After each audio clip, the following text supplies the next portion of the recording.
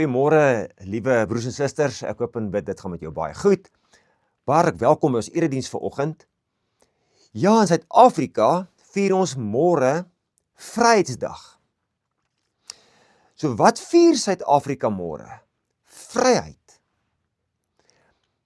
En jy kan ook sien ek lyk nie baie opgewonde oor die Vryheidsdag vierings môre in Suid-Afrika nie, want dis meestal politieke sprekers wat gaan praat oor vryheid. En dis duidelik dat hulle vryheid definitief anders verstaan as wat ek en jy en die woord van die Here en God dit verstaan. Hulle praat oor die vryheid van spraak, vryheid van beweging, ekonomiese finansiële vryheid, oor vryheid van rasisme, oor vryheid van onderdrukking, of oor menseregte, of die vryheid om te kan jou stem uitbring vir 'n politieke leier. Dit klink goed, maar dis nie goed genoeg nie. Dis nie 'n vryheid wat hou en hou en hou vir ewig nie. Wat vir mense regtig vir alle mense kan vrede gee nie. Dit omarm nie almal nie. Dit sluit nie almal in nie. Die vryheid wat ons vandag in Suid-Afrika sien, in die praktyk, is vryheid waar eintlik ek kan doen wat ek wil. Dat niemand van my mag sê hoe ek moet ry, hoe ek moet praat, hoe ek moet dink, hoe ek moet leef nie. Nie eens God kan vir my sê wat ek moet doen en hoe ek moet leef nie. So freedom gaan weer môre van alle platforms in Suid-Afrika af geskree word. Doen wat jy wil, vat wat jy wil, jy's vry.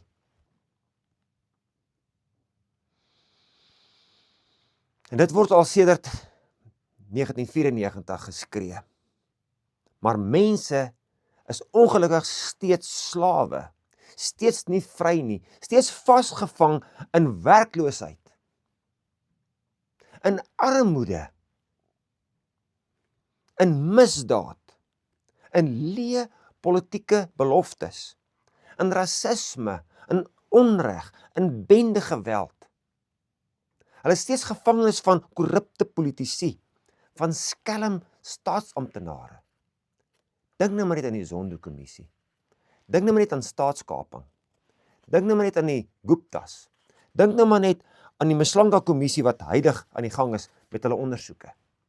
Dat top staatsamptenare, wat wetstoepassers is, wat wetsdienaars is, wat geregsdienaars is, wat my en jou behoort te beskerm, dat hulle die top skelms is, die topkops is die top skelms in Suid-Afrika. Wat 'n vryheid is dit? Vir 32 jaar lank word daar vir mense vryheid beloof. Maar die slawerny en nie vry wees nie, is erger as ooit. 'n Land waarin hooggeplaastes die vryheid het om te steel, die vryheid het om te moor, die vryheid het om te roof, die vryheid het om lewendige ammunisie in openbare plekke, waar ander mense se lewens in gevaar gestel kan word, mag afvuur, is nie vryheid nie. Dis ver van freedom af. As die leier van die 4de grootste politieke party, met ander die 4de belangrikste leier in Suid-Afrika, om self die reg toe-eien openbaar 'n vuurwapen lewendige ammunisie af te vuur. En as hy skuldig bevind word en gelukkig is om hom 5 jaar vonnis op die lyf te loop, dan is hy beledigend en aanvallend teenoor die regter, teenoor die landdros, teenoor die regbank.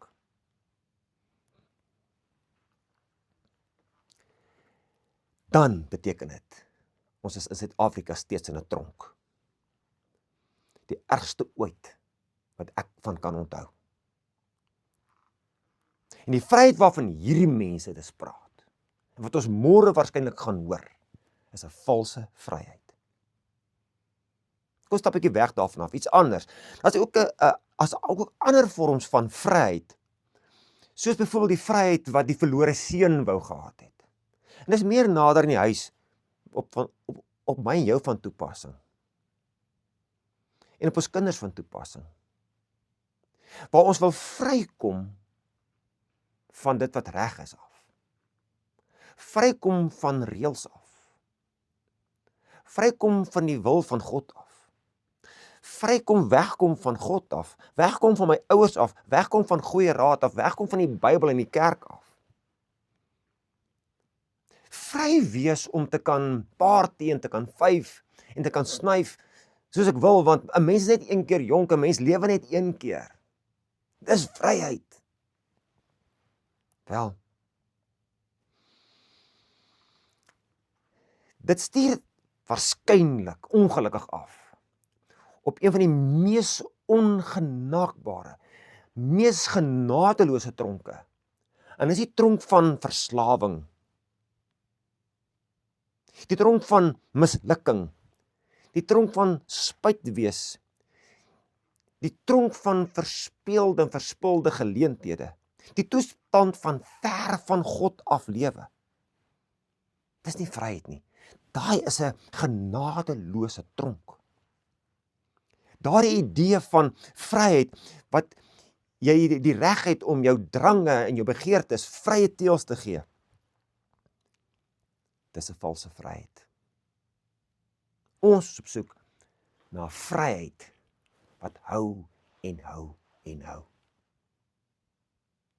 Wel, dan is daar ook 'n meer aanvaarbare soort vryheid wat mense graag wil hê. Ek wil graag finansiëel vry wees. Ek wil graag meer finansiëel onafhanklik wees. Ek wil graag finansiëel meer in beheer wees. Ek wil graag meer koopkrag hê. Ek wil meer die vryheid hê om te kan koop wat ek wil. Tog kan jy steeds nie vry wees nie, al het jy dit alles. Want dit kan 'n situasie wees waar Mammon, die afgode, die geldgod, jou lewe oorheers. Jy is 'n gevangene van afgode. Of 'n situasie te wees waarin ek voel my ouers het nie vir my tyd nie. Want my pa en my ma is rotte in die rotresies. Waar huwelike met geld aan mekaar geplak word. En waar ons geestelike lewe onder vriespunt is. Waar ons mense mag haat en mense mag beskinder, waar ons eintlik diep ongelukkig is, waar ons gevangenes is van groepsdruk en van must-haves. Ons het geld, maar ons is arm. Ons het geld, maar ons is eintlik nie vry nie. Die pad na vryheid wat hou en hou en hou en aanhou en aanhou en aanhou en volhoubaar is, wat betroubaar is die pad saam met God. Die pad saam met God en sy must-haves. Dis die pad van vryheid. Dis die pad na vryheid. Lees bietjie vandag saam met my daar by Johannes hoofstuk 8, waar Jesus Christus self aan die woord is en hy praat met die Jode. En dan sê hy daar by kom ons lees vanaf vers 31 sommer af. Toe sê Jesus vir die Jode wat in hom glo, as julle aan my woorde getrou bly, is julle waarlik my disippels. En julle sal die waarheid ken, en die waarheid sal julle vrymaak. Hulle het hom geantwoord, hulle het nie mooi verstaan nie. Ons is die nageslag van Abraham, en ons was nog nooit iemand se slawe nie. Hoe kan jy sê, julle sal vry word? Vers 34, toe sê Jesus vir hulle, dit verseker ek julle, elkeen wat sonde doen, is 'n slaaf van sonde. En vers 36, eers as die Seun julle vrymaak, sal julle werklik vry wees. Die Jode het gedink, as hulle die kinders van Abraham is, en hulle moet 613 wette wat hulle van die 10 gebooie gemaak het, nakom, om in 'n goeie verhouding met God te wees, om gered te wees, of om moontlik gered te wees, om moontlik vry te wees van sonde, dis nie vryheid nie.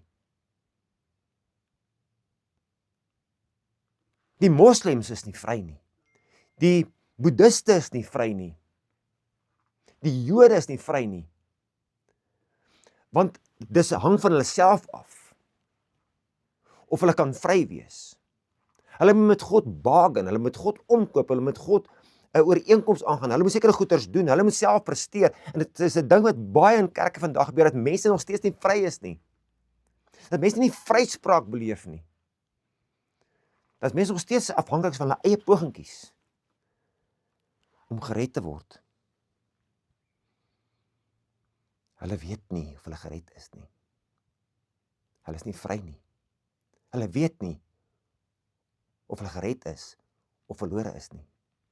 Hulle weet nie of hulle vergewe is of nie vergewe is nie. Hulle weet nie of hulle skuld afgeskryf is of nie afgeskryf is nie. Want ek moet soveel uit my eie uit doen. Vers 34, Jesus sê vir hulle, dit verseker ek julle, elkeen wat sonde doen, is 'n slaaf van die sonde.